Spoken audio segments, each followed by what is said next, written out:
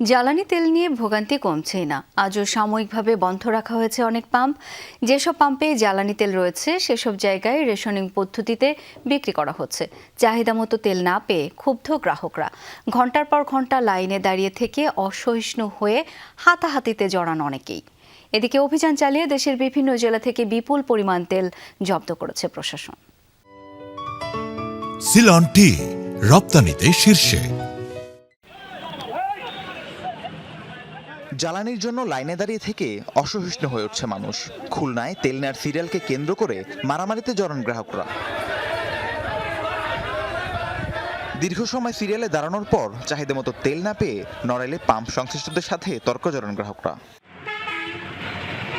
Motorcycle চালকদের এই দীর্ঘ সারি ঝিনাইদহে। কেউ জানে না লাইনের শেষ কোথায় বা কখন নাগাদ মিলবে কাঙ্ক্ষিত তেল। তেলের জন্য এমন হাহাকার দেশের প্রায় প্রতিটি জেলাতেই। আমরা ভোর 5:30টার সময় আসছি।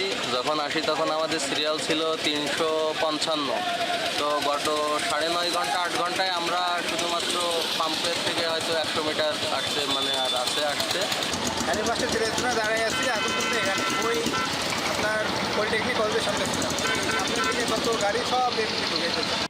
জ্বালানি নিয়ে নৈরাজ্য বন্ধে মাঠে সরব রয়েছে প্রশাসন। চট্টগ্রামে হালি শহরে বন্ধ রাখা ফিলিং স্টেশন থেকে উদ্ধার করা হয় 15,000 লিটার তেল। সীতাকুণ্ডে অভিযান চালিয়ে 25,000 লিটার তেল উদ্ধার করা হয়। নাটোরে অভিযান চালিয়ে অবৈধভাবে 11,000 লিটার জ্বালানি মজুদের অভিযোগে এক প্রতিষ্ঠানকে জরিমানা করেন ভ্রাম্যমাণ আদালত। সাতক্ষীরা থেকেও উদ্ধার করা হয় 7,000 লিটার তেল।